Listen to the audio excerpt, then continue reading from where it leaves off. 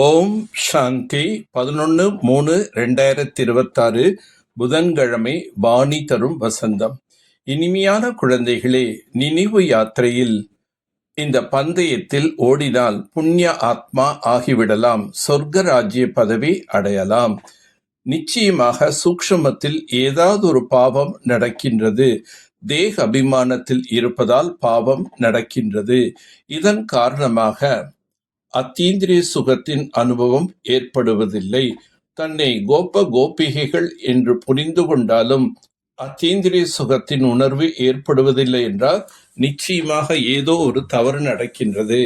ஆகவே தந்தைக்கு உண்மை கூறி ஸ்ரீமத் பெறுங்கள். தந்தை சிவனாகி என்னை ஏ பதீத பாவனா என்று நீங்கள் நினைவு செய்து வந்துள்ளீர்கள். நிச்சயம் பெயர் ஒன்றுதான் இருக்கும், பல பெயர்கள் இருக்க முடியாது. சிவாய நம என்று கூறுகின்றார்கள் என்றால் ஒரே ஒரு சிவன் என்ற பெயர்தான் இருக்கின்றது. படைப்பவரும் ஒருவரே. பல பெயர்கள் இருப்பதால் குழம்பி போகிறார்கள். உங்களுடைய பெயர் புஷ்பா என வைத்துக் கொள்ளுங்கள். அதற்கு பதிலாக உங்களை ஷீலா என்று அழைத்தால் பதில் அளிப்பீர்களா? இல்லை. யாரையோ அழைக்கின்றார்கள் என நினைப்பார்கள். இதுவும் அப்படிப்பட்ட விஷயம்தான். கங்கை நதியை யமுனை நதி என்று கூற மாட்டார்கள். பிரம்மா தேவதாய நம, விஷ்ணு தேவதாய நம, பிறகு சிவ பரமாத்மாய நம என்கின்றார்கள். ஏனென்றால் சிவன்தான் உயர்ந்ததிலும் உயர்ந்தவராக இருக்கின்றார். அவர் அனைத்து ஆத்மாக்களுக்கும் தந்தையாக இருக்கின்றார். யார் நிறைய பக்தி செய்கின்றார்களோ அவர்களுக்கு தானாகவே சட்டப்படி இந்த ஞானத்தின் பலன் கிடைத்து விடுகின்றது. சாட்சாத்காரத்திற்கு யோகம் அல்லது ஞானம் என்று கூற முடியாது. தீவிரமான பக்தி செய்வதால் காட்சிகள் கிடைக்கின்றது. பாபாவை நிரந்தரமாக நினைத்தால் துரு நீங்கிவிடும். கவனம் வைக்க வேண்டும். சரீரம் உள்ளவரை முயற்சி நடந்து கொண்டே இருக்கும். இப்போது பாவம் செய்தால் அது 100 மடங்காக ஆகிவிடும் என பாபா எச்சரிக்கை செய்கிறார். பலர் பாவம் செய்கிறார்கள், ஆனால் அதனை தெரிவிப்பதில்லை. பிறகு அது வளர்ந்து கொண்டே போகின்றது. இறுதியில் தோல்வி அடைகிறார்கள். சொல்வதற்கு வெட்கப்படுகிறார்கள். உண்மையை கூறாமையால் தன்னையே ஏமாற்றிக் கொள்கிறார்கள். சிலருக்கு பயம் ஏற்படுகின்றது. பாபா நம்முடைய இந்த விஷயத்தை கேட்டால் என்ன கூறுவார்? சிலர் சிறிய தவறை கூட சொல்வதற்காக வருகிறார்கள். ஆனால் பாபா அவர்களிடம் பெரிய பெரிய தவறுகளை மிகவும் நல்ல நல்ல குழந்தைகள் கூட செய்வார்கள் என கூறுவார். நல்ல நல்ல மகாரத்திகளை கூட மாயை விடுவதில்லை. மாயை பலசாலிகளைத்தான் குழப்பத்தில் கொண்டு வருகின்றது. இதில் தைரியசாலியாக இருக்க வேண்டும். பொய் என்பது நிலைக்காது. உண்மை கூறுவதால் லேசாகி விடலாம். பாபாவிடமிருந்து ராஜ்யம் அடைய வேண்டுமென்றால் புத்தியை வேறு பக்கங்களிலிருந்து விளக்க வேண்டும். பாவம் செய்வதால் ஒவ்வொரு நாளும் பாவாத்மா ஆகிக் கொண்டே போகிறீர்கள்.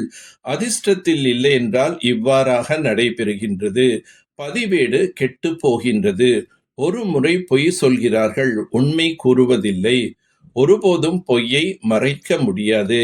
எனவே பாபா புரிய வைக்கின்றார், 1 ரூபாய் திருடினாலும் திருட்டுத்தான், ₹1,00,000 திருடினாலும் திருட்டுத்தான் என கூறப்படுகின்றது.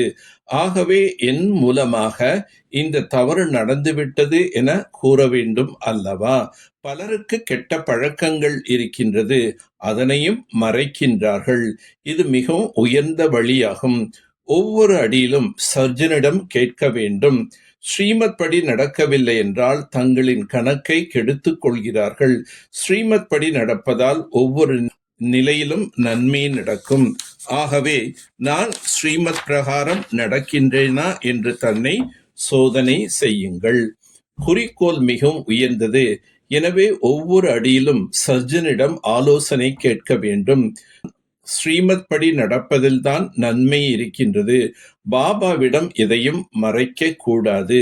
தேகம் மற்றும் தேகதாரிகளிடமிருந்து புத்தியின் யோகத்தை விலக்கி ஒரு தந்தையிடம் இணைக்க வேண்டும்.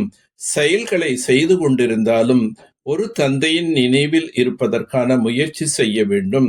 சதா ஏக்ர சம்பன்ன மனநிலை இருக்கக்கூடிய முயற்சியின் மூலம் பிராப்தி ஸ்வரூபம் ஆகுக.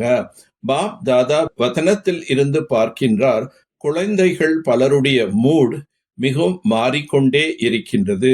சில நேரத்தில் ஆச்சரியத்தின் மனநிலை, சில நேரங்களில் கேள்விக்குறியின் மனநிலை, சில நேரம் குழப்பத்தின் மனநிலை, சில நேரம் மன இறுக்கம் என்ற நிலை, சில நேரம் அட்டென்ஷன் என்ற ஊஞ்சலில் ஆடுகிறார்கள். ஆனால் சங்கம் யுகம் என்பது பிராப்திக்குண்டான யுகமே, புருஷார்த்தத்துக்கான யுகம் என்று கூற முடியாது. பிராப்திகளை அனுபவம் செய்ய வேண்டும். எனவே எது பாபாவின் குணமோ அதுவே குழந்தைகளுடையது, எது பாபாவின் நிலையே அதுவே குழந்தைகளுடையது. இதுதான் சங்கம யுகத்தின் பிராலப்தம். எனவே சதா ஏக்ரஸ், ஒரே நிறைவான மனநிலை இருங்கள். அப்போது பாபாவுக்கு சமமானவர், அதாவது பிராப்தி ஸ்வரூபமானவர் எனச் சொல்வார்கள். பாப் தாதாவின் கையோடு புத்தி என்ற கை இணைந்திருக்குமானால் பரீட்சைகள் என்ற கடலில் ஆடமாட்டார்கள். நம்பிக்கைக்குரியவர் என்பதன் முதல் அடையாளம் ஒவ்வொரு வினாடியும் ஒவ்வொரு அடியிலும் ஸ்ரீமத் படி எச்சரிக்கையாக மிகவும் சரியாக நடக்க வேண்டும். மிக சரியான மூர்த்தி ஆக வேண்டும். அதாவது சுத்தியலை அடிக்க வேண்டும். சுத்தியலால் அதை அடித்துதான் சரி செய்கின்றனர். நீங்களோ சுத்தியலால் அடிபடுவதில் அனுபவி ஆகி இருக்கிறீர்கள். எதுவும் புதியதல்ல, விளையாட்டு என தோன்றுகின்றதில்லையா? பார்த்து கொண்டு இருக்கிறீர்கள் மற்றும் புன் சிரித்து கொண்டே இருக்கின்றீர்கள். ஹீரோ ஆக்டர், அதாவது மிகச் சரியாக பாட்டை நடிப்பவர், நிச்சய புத்தி உள்ள கவலையற்ற ஆத்மா. நல்லது. ஓம் சாந்தி, ஓம் சாந்தி, ஓம் சாந்தி.